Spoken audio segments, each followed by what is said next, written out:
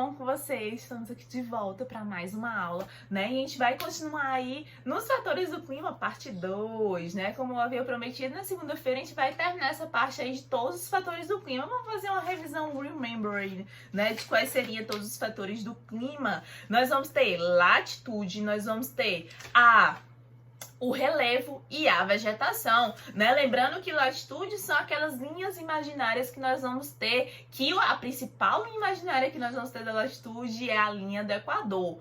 Relembrando, quanto mais próximo da linha do Equador, mais quente, quanto mais distante, mais frio. Então, por isso que as regiões que estão próximas à linha do Equador, elas são mais quentes. Não é à toa que o Brasil é o quê? Pegando fogo, quase está para o inferno, né? Então, assim, é justamente por conta da grande proximidade da linha do Equador. Professor, por que é tão quente? Porque vocês sabem, eu mostrei para vocês, o nosso globo, nosso querido globinho aqui, ó, ele não é reto, ele é inclinado, né? Então, a luz, a incidência dos raios solares vai bater sobre o globo de forma o quê? O Sol fica parado e a gente vai ter sempre uma grande incidência justamente na linha do Equador. Por isso que nós vamos ter as regiões mais quentes. Quanto mais distante da linha do Equador, o índice de radiação solar é bem menor. Então, a gente vai ter as temperaturas mais baixas, as temperaturas mais frias.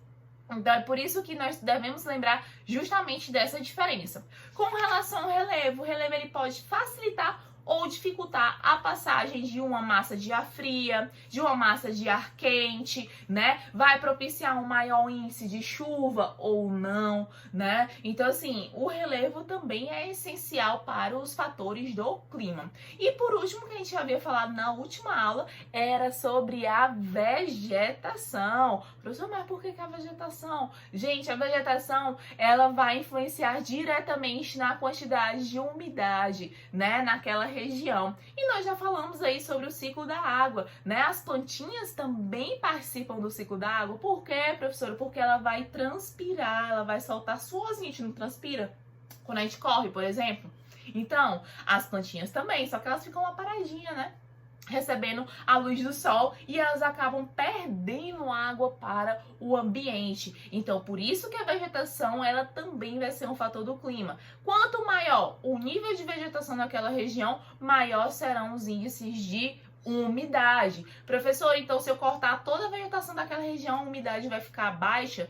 Isso, porque eu não vou ter o processo da evapotranspiração, que é a transpiração, as plantinhas soltar água para o ambiente, né? Então é interessante vocês lembrarem desse detalhe, que a vegetação ela também vai ser extremamente importante para o processo, para a formação dos fatores do clima. Beleza? Tudo tranquilo? E hoje nós vamos falar sobre mais 3 fatorzinhos que estão faltando. Massas de ar, continentalidade e maritimidade e as correntes marítimas, que é totalmente diferente de maritimidade, certo? Então a gente vai falar tudo bem direitinho, de uma forma bem explicada, para vocês entenderem tudo da melhor forma. As massas de ar, professor, que diabo é massas de ar? As massas de ar, elas são grandes volumes, né, gente, de ar, de volumes de ar, né? Então, ela vai ter uma característica daquela região, seguindo a umidade e a temperatura daquela região, né? Então, aí a gente vai ter o quê? As massas de ar. As massas de ar, elas podem ser de 2 tipos. Nós vamos ter a massa de ar fria e a massa de ar quente. A massa de ar fria, geralmente, ela é um pouquinho mais pesada do que a massa de ar quente, e quando ela encontra, né, uma outra massa que seja também quente, ela vai acabar aumentando a sua extensão e a sua importância, assim como a massa de ar quente. Só que, professora, encontrei uma massa de ar fria e outra quente, né? Nós vamos ter um choque, nós vamos falar que a gente vai ter o encontro de frentes. São 2 frentes diferentes, uma frente quente, uma frente fria, né? Então essas frentes, a quente geralmente ela é mais pesada, ela faz com que a fria ela se disperse, né? E a fria ela também pode causar com que a quente ela se disperse, né? Cada uma vai ter sua importância. Professora, como é que uma frente fria, uma frente quente? As frentes frias, gente, é mais fácil serem formadas próximas a regiões onde nós vamos ter uma grande quantidade de água, né, por conta do processo da evaporação. Já as frentes quentes geralmente são formadas em cima do continente, né, porque a gente não vai ter tanta umidade no ar, não vai ter a presença de tanta água na atmosfera. Então, nós vamos ter aí essas duas diferenças, não esqueçam disso. Relembrando, as massas de ar são grandes volumes de ar, né, que adquirem as características da temperatura e da umidade daquela região. Nós vamos ter dois tipos de frentes, que é quando as duas massas de ar se encontram. Nós vamos ter a massa de ar fria, né, que são as frentes frias, e as massas de ar quente, que são as frentes quentes. Beleza? Tudo tranquilinho? Se eu colocar lá na provinha de vocês, vocês vão acertar, certo? Então, assim, professora, não entendi. Vocês anotem que durante a aula ao vivo a gente vai tirar essas dúvidas. Já com relação à maritimidade e à continentalidade. O que é a maritimidade? A maritimidade vai ser ventos que vai influenciar regiões próximas ao mar.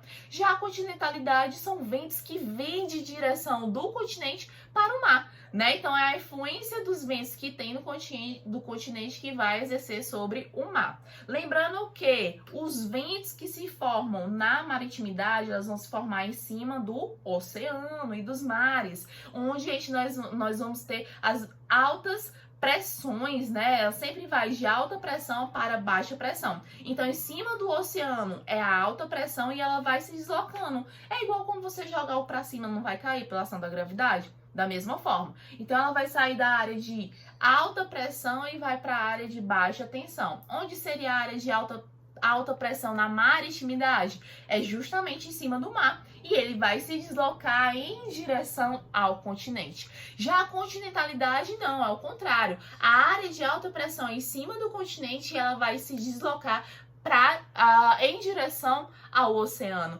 né? E não é à toa que a gente vai falar assim, quando você tá na praia, né, pegando lá seu bronze e tal, tomando aquele estimbum lá no mar, aí você fica assim, eu tô sentindo um ventinho, né, super ventilado. Aqui dali é a influência da maritimidade, porque é o vento que vem do mar em direção ao continente. Quando você pega um barquinho, né, você vai passear no catamarã, vai passear numa jangada, aí você sente um ventinho vindo do continente. Então, esse ventinho, essa brisa, nós vamos chamar de continentalidade, né? Não é à toa quando a gente tá na praia, a gente bota aquela redezinha assim, né, na varanda.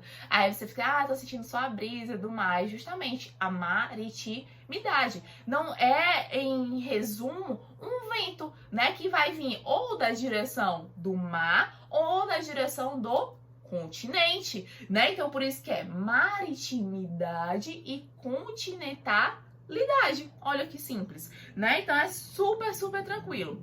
Elas duas, gente, elas podem influenciar na característica do clima, porque às vezes nós vamos ter algumas correntes marítimas, né, no oceano. Essas correntes marítimas elas podem ser frias ou quentes. Dependendo da influência dessas correntes marítimas, se é quente ou fria, o vento que sopra do mar em direção ao continente, ela pode ser o quê? Quente ou fria, né? Quando a gente vai ter aí o El Niño, né? Que vocês já ouviram falar muito, é um fenômeno que acontece o aquecimento do Oceano Atlântico. Quando ocorre o El Niño, nós vamos ter uma maritimidade, né? De ventos mais quentes. E esses ventos mais quentes é o que vai propiciar, por incrível que pareça, um maior nível de evaporação da água. Consequentemente, eu vou ter um maior nível de quê? De chuva, de precipitação. Então, por isso, quando a gente tem o fenômeno do El Niño, né, a gente vai ter os maiores índices de evaporação e os maiores índices de precipitação, que é a mesma coisa de chuva. Por isso que é tão interessante vocês lembrarem desses detalhezinhos, né, para vocês não esquecerem, pelo amor de Deus, porque não pode esquecer desses detalhes. Continuando, nós vamos falar agora sobre as correntes marítimas, né? Então, as correntes marítimas, pessoal, nada mais é do que correntes que nós vamos ter ao redor de todo mundo dentro dos oceanos, né? Professora, mas correntes marítimas? Sim, gente, existe corrente marítima, sim. Vocês assistiram Procurando Nemo?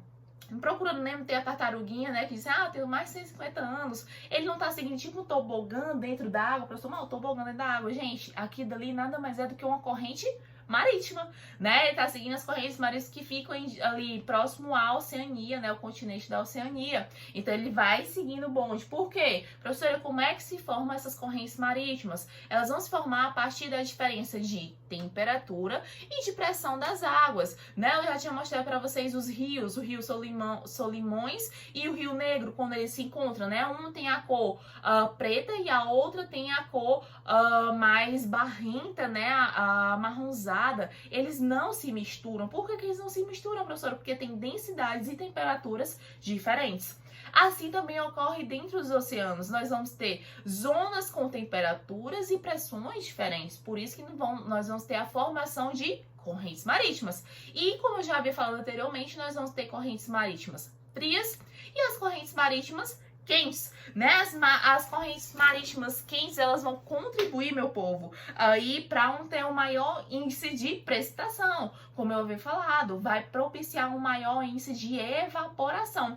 Vamos lá para o ciclo da água. Quando tem uma evaporação muito grande, o que é que pode acontecer? Nós vamos ter uma maior formação de nuvens. Quando a nuvenzinha tá pesada, o que acontece? Que a gente falou 1000 vezes, ela vai começar a soltar água, a chuva, né? Então, quanto maior o nível de evaporação na região, maiores serão os índices de chuva, de precipitação. Por isso que as correntes marítimas quentes, elas são excelentes para as regiões, né? Por exemplo, aqui o Nordeste, né? Que não tem tantas chuvas. Quando acontece o El Niño, que é o aquecimento justamente do oceano, nós vamos ter aí os maiores índices de chuva durante esse período. Já quando a gente tem as correntes marítimas frias, né, nós vamos ter aí uma redução nos níveis de precipitação, nos níveis de chuva. Por quê? Eu não vou ter, né, um grande índice de quê? De evaporação. Como é que eu vou ter chuva? Né? Se eu não tenho água evaporando, se eu não tenho água formando nuvens, como é que eu vou fazer que a nuvem ela chore, né? Que ela solte a aguinha? Não vai soltar. Né? Então a gente vai ter aí os menores índices de chuva durante a época no qual a gente vai ter influência das correntes marítimas frias, né? Então as correntes marítimas, gente, ela vai estar distribuída em todo mundo, ao redor de todo o mundo, em todos os oceanos, professor, mas lá no Polo Norte, sim, gente, tem no Polo Norte também, tem no Polo Sul, não à toa que de vez em quando aqui aparece o quê? Um pinguizinho, professor, mas o pinguim, coitado, ele vem nadando lá do Polo Sul pra cá, gente, ele não é besta, não é nada, ele é igual aquela tartaruguinha, né? A tartaruguinha não pega um embalo lá no tobogã, né? Ele também faz da mesma forma, né? Então ele vai pegando uma caroninha ali, porque ele já tá seguindo o fluxo e vai-se embora, né? Então é interessante justamente por conta disso. Pessoal, qualquer dúvida vocês anotem pra gente aí tirar durante a aula ao vivo, beleza? Então um beijão e até daqui a pouco.